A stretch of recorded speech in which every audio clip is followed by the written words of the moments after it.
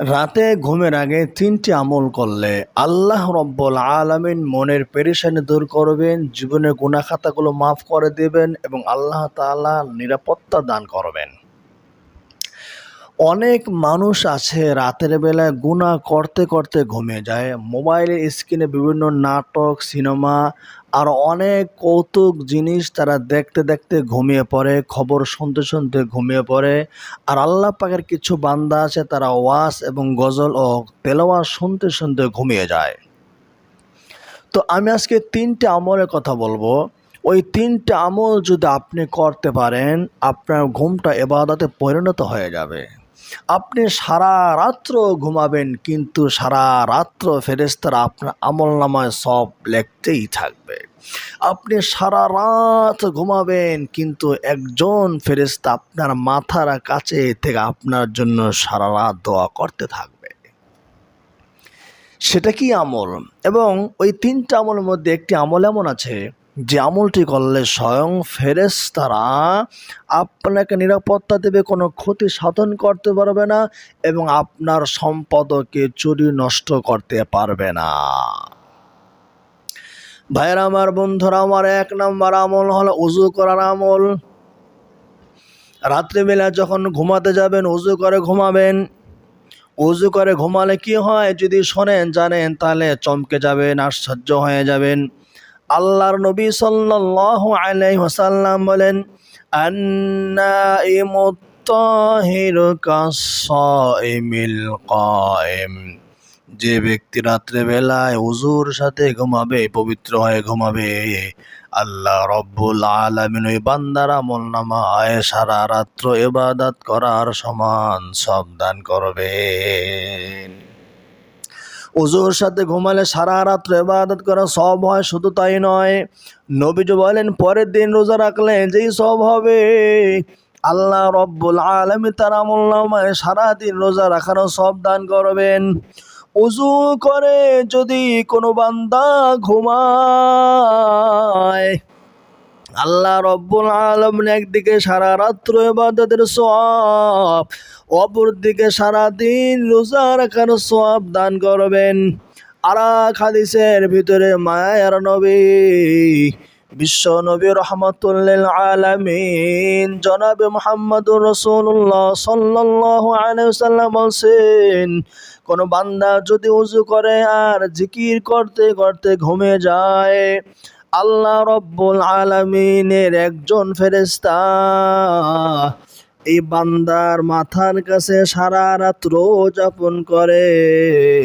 এই বান্দা যখন রাত্রে কাত পরিবর্তন করে, এই কাত হয়তো ওই কাতে যায়, ডান কাত থেকে বাম কাতে যায়, বাম কাত থেকে ডান কাতে যায়, তখন ওই যে ফেরেশতা আছে ওই ফেরেশতা আল্লাহর কাছে বলে, আল্লাহ তোমার এই বান্দাকে মাফ করে দাও, কারণ তোমার বান্দা ওযু করে ঘুমিয়েছে। আল্লাহুম্মা গফির লিআবদিকা ফাইন্নাহু বাতা তাহিরা। আল্লাহ তোমার এই বান্দা ওযু করে ঘুমিয়েছে, জিকির করতে করতে ঘুমিয়েছে, অতএব আপনি তাকে মাফ করিয়ে দেন।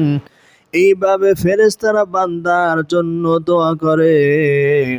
আর এক হাদিসের ভিতরে আল্লাহর নবী সাল্লাল্লাহু আলাইহি ওয়াসাল্লাম বলেছেন, কোন বান্দা যদি ওযু করে জিকির করতে করতে ঘুমিয়ে যায়, এই বান্দা রাত্রে যদি ঘুম ভেঙে যায়, তাহলে সে আল্লাহর কাছে যা চাইবে, দুনিয়ার আখিরাতের যা কিছু চাইবে, আল্লাহ রব্বুল আলামিন তাকে তাই দান করবেন। এই জন্য ভাইয়েরা আমার, বন্ধুরা আমার, রাতে ঘুমের আগে ওযু করে ঘুমাবেন। ওযু করে ঘুমালে কয়টা লাভ হইল? ১ নম্বর লাভ হলো সারা রাত্র সারাদিন ইবাদতের সওয়াব। ২ নম্বর লাভ হলো ফেরেশতাদের দোয়া পাওয়া যাবে। ৩ নম্বর লাভ হলো রাতে যখনই যা কিছু দোয়া করবেন, আল্লাহ রব্বুল আলামিন তাই কবুল এবং মঞ্জুর করে নেবেন। এই জন্য রাতে যে ৩টা আমল করবেন, ১ নম্বর আমল হইল উজু করে ঘুমাবেন। 2 নাম্বার আমল বলবো, 2 নাম্বার আমল হইল দুরূদ শরীফ পড়বেন। দুরূদ শরীফ পড়লে কি হবে?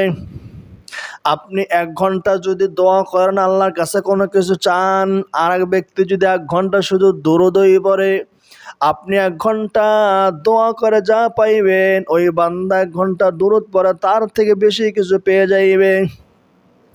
বলে এটা কেমন কথা? 1 ঘন্টা দোয়া করার থেকে 1 ঘন্টা দরুদ পড়লে বেশি কিছু পাইবে। বলে হ্যাঁ, এটাই সত্য কথা। কিভাবে সত্য কথা? আল্লাহর নবী, মায়ার নবী, রহমাতুল লিল আলামিন জনাবে মুহাম্মদুর রাসূলুল্লাহ সাল্লাল্লাহু আলাইহি ওয়াসাল্লাম বলে গেছেন, লাম তাজিলিল মালাইকাতু তুসাল্লি আলা মা সাল্লা আলাইয়া, যতক্ষণ পর্যন্ত আমার কোন উম্মত আমার উপর দরুদ পড়বে, ততক্ষণ পর্যন্ত ফেরেশতারা তার জন্য দোয়া করতেই থাকবে। সুতরাং কেউ যদি 5 মিনিট দরুদ পড়ে, ফেরেশতারা তার জন্য 5 মিনিট দোয়া করবে। কেউ যদি 10 মিনিট দরুদ পড়ে, ফেরেশতারা তার জন্য 10 মিনিট দোয়া করতে থাকবে। এখন আপনি দোয়া করলেন, আপনার দোয়া কবুল হতেও পারে, কবুল নাও হতে পারে, কিন্তু আপনার জন্য যদি ফেরেশতারা দোয়া করে, এই দোয়া কবুল হওয়ার সম্ভাবনাই বেশি থাকে।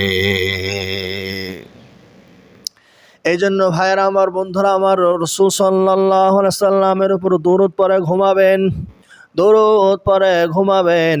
ফেরেশতাদের দোয়া পাবেন, ফেরেশতারা দোয়া করবে, আল্লাহ তোমার এই বান্দার জীবনে গুনাহগুলো মাফ করে দাও, আল্লাহ তোমার বান্দার অন্তরের মধ্যে শান্তি পয়দা করে দাও, আল্লাহ তোমার এই বান্দার সন্তানগুলো নেককার পরহেজগার বানায়া দাও, আল্লাহ তোমার এই বান্দার মনের আশা কবুল করে নাও, আল্লাহ তার ঘর থেকে, তার থেকে বালা মুসিবত তুমি দূর করিয়ে দাও। এইভাবে ফেরেশতারা আপনার জন্য অনবরত দোয়া করতেই থাকবে। আর এক হাদিসের ভিতরে পাওয়া যায়, রাসূলুল্লাহ সাল্লাল্লাহু আলাইহি ওয়াসাল্লাম বলেছেন, বান্দা যখন একবার দরুদ পড়ে, আল্লাহ রব্বুল আলামিন তার উপরে 10 বার অনুগ্রহ করেন। 10 বার। একবার দরুদ পড়লেন, আল্লাহ রব্বুল আলামিন 10 বার অনুগ্রহ করবেন। বিপদের মধ্যে পড়ে গেছেন, আল্লাহ তাআলা অনুগ্রহ করে বাঁচাই দেবেন, একবার হইল। আর একটা বিপদের মধ্যে পড়ে গেছেন, আল্লাহ তাআলা আরেকবার অনুগ্রহ করে বিপদ থেকে বাঁচাই দিবেন।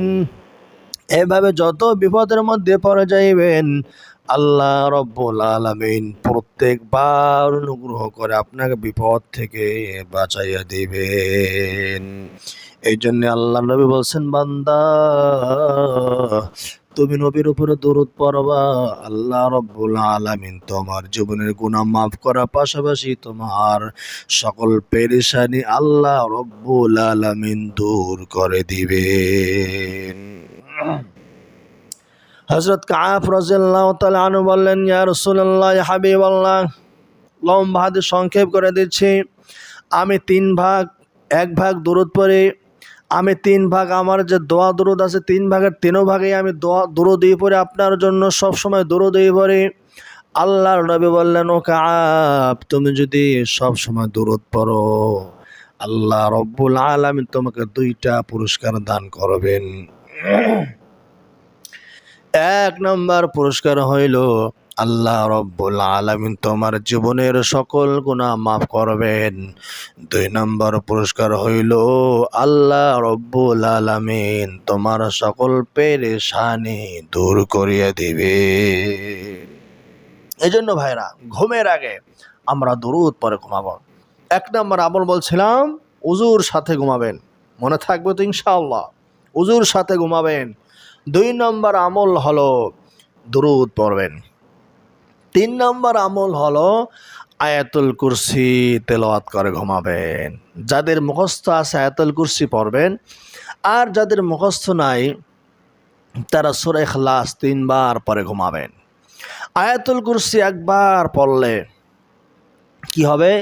হাদিসের ভিতরে এসেছে আয়াতুল কুরসি যখন কোনো বান্দা বান্দি পড়ে তখন শয়তান তার কাছে আসে না, শয়তান তাকে ডিস্টার্ব দেয় না, শয়তান তাকে বিরক্ত করে না, শয়তান তার থেকে দূরে সরে যায়। আর ওই বান্দা তখন নিরাপদের সাথে, আরামের সাথে, শান্তির সাথে ঘুমাতে পারে। আর যদি আয়াতুল কুরসি মুখস্থ না থাকে তাহলে সূরাতুল ইখলাস 3 বার পড়বেন। সহিহ বুখারীর বর্ণনা, রাসূলুল্লাহ সাল্লাল্লাহু আলাইহি সাল্লাম একদিন সাহাবাদেরকে বললেন, ও সাহাবারা, তোমরা কি প্রত্যেক রাতে ঘুমের পূর্বে কোরআনের 10 পারা তেলাওয়াত করে ঘুমাতে পারবে কিনা? সাহাবা کرام বললেন, ইয়া রাসূলুল্লাহ, ইয়া হাবিবাল্লাহ, আমাদের মধ্যে এমন কি আছে যে ব্যক্তি প্রত্যেক রাতে ঘুমের পূর্বে 10 পারা কোরআন তেলাওয়াত করে ঘুমিয়ে পড়বে? আল্লাহর নবী, মায়ার নবী, রাহমাতুল লিল আলামিন জনাবে মুহাম্মদুর রাসূলুল্লাহ সাল্লাল্লাহু আলাইহি ওয়াসাল্লাম বললেন, ও আমার সাহাবারা, এত সহজ একটা আমল আছে যে আমলটা তোমরা সবাই প্রত্যেক রাতেই করতে পারবে। তোমরা চাইলে প্রত্যেক রাতেই 10 পারা কোরআন তেলাওয়াত করে ঘুমাতে পারবে। সাহাবা کرام বললেন, ইয়া রাসূলুল্লাহ, ইয়া হাবিবাল্লাহ, সেটা কেমন আমল যে আমল করলে আমাদের 10 পারা কোরআন পড়ার সমতুল্য হয়ে যাবে?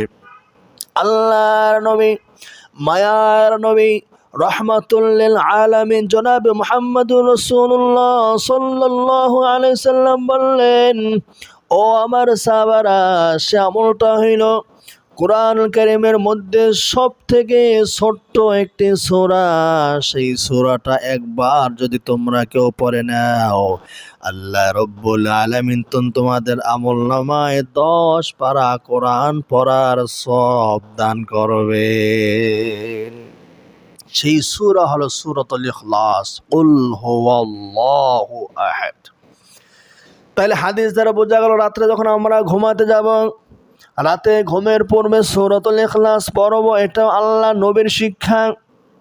রাতে ঘুমের আগে ওযু করা যেমন নবীর শিক্ষা, রাতে ঘুমের পূর্বে সূরাতুল ইখলাস পড়াও এটা নবীর শিক্ষা। এই জন্য যারা রাত্রেবেলায় ঘুমাবেন, ঘুমের শুরুতে বিছানায় শুয়ে ডান কাঁধে শুয়ে এই ডান হাতকে ডান গালে নিচে দিয়ে উজু করবে, নিচে দিয়ে সূরাতুল ইখলাস পড়বেন, ঘুমিয়ে যাবেন। আল্লাহ রব্বুল আলামিন দেখবেন আপনার আমলনামায় 10 পারা কোরআনের সওয়াব দিয়ে দিছে। 10 পারা কোরআন তেলাওয়াতের সওয়াব দেওয়া হবে। জামে তিরমিজির এক হাদিসের ভিতরে এসেছে, রাসূলুল্লাহ সাল্লাল্লাহু আলাইহি ওয়াসাল্লাম বললেন, হে আবু হুরায়রা, তুমি তোমার সাথী সঙ্গীদেরকে আমার সামনে নিয়ে আসো, আমি এখন তোমাদেরকে কোরআনের 10 পারা তেলাওয়াত করে শোনায়া দেব। আবু হুরায়রা খুশি হয়ে গেলেন, আমরা বিশ্ব নবীর জবান থেকে পবিত্র কোরআন কারীমের 10 পারা তেলাওয়াত শুনব।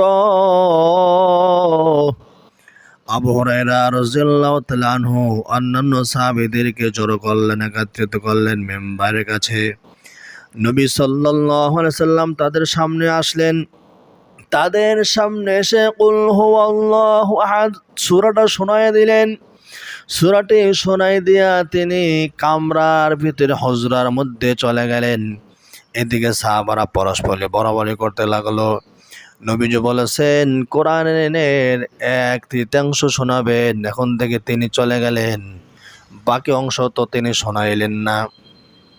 সাহাবারা বলা বলে করতে লাগলো, আর এটাও মনে মনে বলল, মনে হয় কোনো ওহী আসছে, আল্লাহ পাক রব্বুল আলামিন মনে হয় তাকে ডেকেছেন, ওহী আসছে এই জন্য চলে গেছেন।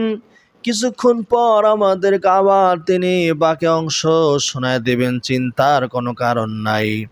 সাহাবারা যখন এই সমস্ত কথাবার্তা বলতেছিল, এমন সময় নবীজি তাদের সামনে এসে বললেন, ইন্নী কুলতু লাকুম সাআকরাউ আলাইকুম সুলুসাল কুরআনি আলা ইন্নাহা লাতা'দিলু সুলুসাল কুরআন। ও আমার সাহাবারা, আমি তোমাদেরকে বলেছিলাম কোরআনের 1/3 শোনাই দিব। তোমরা মনে রেখো, স্মরণ রেখো, আমি যে তোমাদেরকে কুল হুয়াল্লাহু আহাদ এই সূরাটা একবার শুনে দিলাম, আমার একবার শোনানোর কারণে তোমাদেরকে কোরআনের 10 পারা তেলাওয়াত শোনানোর সমান হয়ে গেছে। তাহলে হাদিস দ্বারা বোঝা গেল, আমরা যদি রাতে ঘুমের পূর্বে কোরআনের এই ছোট্ট সূরাটি মাত্র একবার তেলাওয়াত করতে পারি, আল্লাহ রব্বুল আলামিন আমাদের আমলনামায় কোরআনের 10 পারা পড়ার সমান সওয়াব দান করবেন। যারা কোরআন পড়তে পারেন না, আয়াতুল কুরসি পড়তে পারেন না, তারা অবশ্যই আশা করি সূরাতুল ইখলাসও পড়তে পারেন মুরব্বী ভাইরা। এই সূরাতুল ইখলাসটি রাতে ঘুমের শুরুতে একবার পড়বেন, চাইলে 3 বার পড়তে পারেন। আল্লাহ তাআলা আপনার আমলনামায় 1 খতম কোরআনের সওয়াব দান করবেন।